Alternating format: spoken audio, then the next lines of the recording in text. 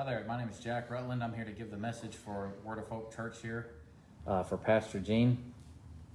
And he asked me to do this a couple hours ago, and I've Been contemplating what is a good story, what's a good thing to share with you guys tonight on the topic of the importance of your decisions, the importance of what you do and say today, and how that affects tomorrow. And I thought about a story that I heard in an autobiography a long time ago, and this was a man, his name was Louis Graff. He was an evangelist. You know, he's not someone that most people would know of today. When we think of famous evangelists or preachers, we think of people like Moody or Billy Graham or John G. Lake and people like that. But this is someone that most people aren't going to know because he didn't draw massive crowds. He didn't have this giant ministry, but he played a very vital role in establishing the church today as it is. So Louis Graff was a minister in the early 1900s, and he was driving around Germany. He was driving around Germany in a Model T back when cars were new and back when most people didn't have one. So he got quite a few funny looks from people as he was driving around in his Model T. And he was just driving from village to village, witnessing to people. And one day he got lost. He was very lost. He had no clue where he was. They didn't have GPS back then, so he kind of just had to play things by ear. And he ends up in this little German town, and he drives up and he asks a man, where am I at? And the man told him the name of the village, and he said, are there any sick people here? I want to pray for someone that's very sick. And the man gave him a very funny look because most people in the town claimed to be Christians, but they had no concept of supernatural healing or of miracles or anything like that. But the man said, well, there's a family down the street. He is in horrible pain. He screams all night, every night from the strange disease that he has. And, you know, if you want to find the sickest person in town, that's your man. So Louis got back in his car and found this house. And he knocked on the door, and he walked in and he started talking to the family. The man was bedridden. He was so sick. And, you know, all night and all day he would moan and wail from all the pain that he was in. It was a man, a woman, and a little boy. And he prayed for this man, that this man would be healed, that this man would be restored and brought back to new life. And this man was miraculously healed. He never suffered from this strange disease again. And after this man was healed, the whole family got saved. The whole family, all of them. The man and the wife, and I presume the little boy did right away, but he did eventually after that. And he left, and he never saw that family again. He went on and continued to be an evangelist, and he had some success. You know, he from what I understand, he led a few thousand people to the Lord after that, and then he retired, and shortly after that he passed away, and he went on to be with the Lord. But he never found out the real fruit from that interaction until he was well on in years in heaven with the Lord, because the real fruit from that didn't even come from the people living there. It came from the grandson of the man that was healed. The man that was healed, his last name was Bonnke. And his grandson, who had not even been born, his grandson's name was Reinhard Bonnke. And Reinhard Bonnke started a ministry called Christ for All Nations, where it was primarily located in Africa, but he had crusades all around the world. And Reinhard Bonnke actually passed away 2 or 3 years ago.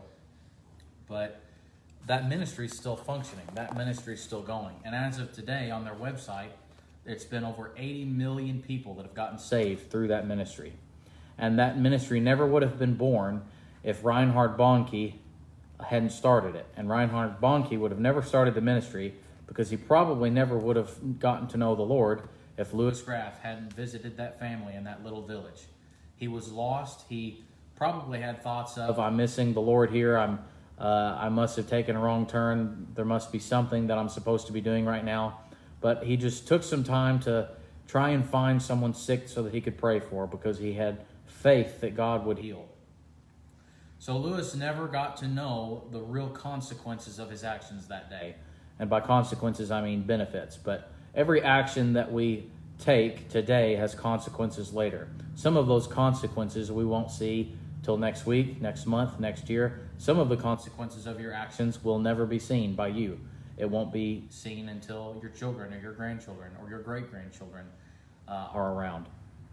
So the decisions that we make today are important.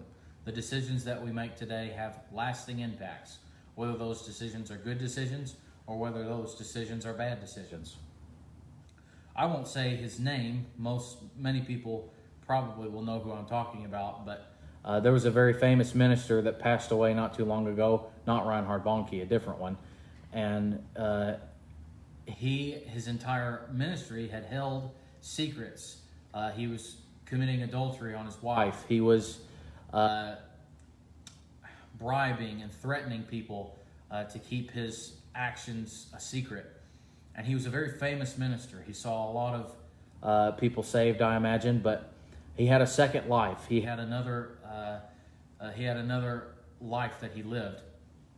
And it wasn't until about a year after he died that all of this came out. And I tell you now that his entire legacy has been soiled. What was done in the dark was brought to the light. He put so much effort to keep his secret life a secret, but it didn't stay secret forever. Nothing ever really does. The things that we do in the dark will be brought to the light. It's something that the scriptures say. And the decisions and the actions that we make now are important. The book of Galatians, chapter 6, verse 7 says, "Do not be deceived. God is not mocked. For whatever one sows, that will he also reap." So the decisions and the actions that you make today will have a lasting impact on what happens later. Not only for your eternity, but for the eternity of other people. I like to think of it this way. The entire world is a domino effect. Everything that happens is a domino effect, or some people would call it the butterfly effect. Most people have heard this story too, but Billy Graham, he's considered the most successful evangelist to ever live. He saw somewhere between 200 to 250 million people saved, and his ministry, I'm sure, is still going and is still seeing people getting saved. But he got saved because a farmer came to his house and invited him to a revival and said, "I'll let you drive my truck if you'll go to this revival." And again, this was back in a time when vehicles, cars, automobiles weren't very common. So a young 17-year-old Billy was excited about that concept of getting to drive this man's car. So Billy gets in the car and drives, and he eventually goes to this revival that's going on tonight, and Billy gets saved, and he's the only person that gets saved at this revival meeting. Now, if I was the revival preacher, the guy that had put all this together, I would be a little discouraged that only one person had gotten saved at this tent revival that I all put together and was all excited about. Maybe I wouldn't be. I guess it depends on the frame of mind I'm in that night. But a lot of people would be really discouraged that only one person got saved. But this was one of the most important people that could have possibly gotten saved, and it happened in this meeting, and he was the only one. And like I just said, Billy ends up leading 200 to 250 million people to the Lord in his lifetime. That's a lot of people. That's a lot of people. That is roughly 2/3 of the population of the United States, just by itself. So that is an incredible undertaking. All came from that farmer letting him drive his truck. Now, you may think that the actions of your life are insignificant. You may think that the actions of your life don't mean much, or the things that you do, it doesn't matter if you do this bad thing now because there won't be consequences later. It goes both ways. The bad decisions that we make now will have bad consequences later, and vice versa. The good decisions that we make now will have good consequences later. Let's just pray for a minute and just ask the Lord to reveal to each and every one of our hearts, what is it that we need to be doing right now? What is it that we need to change in our lives and to walk out in our lives with Him? So Lord, I pray right now that you would give us wisdom in our life, that you would give us clarity on what are the steps that we're meant to be taking right now? What are the little things, the small baby steps that we're meant to take in our life to get us to where we need to be?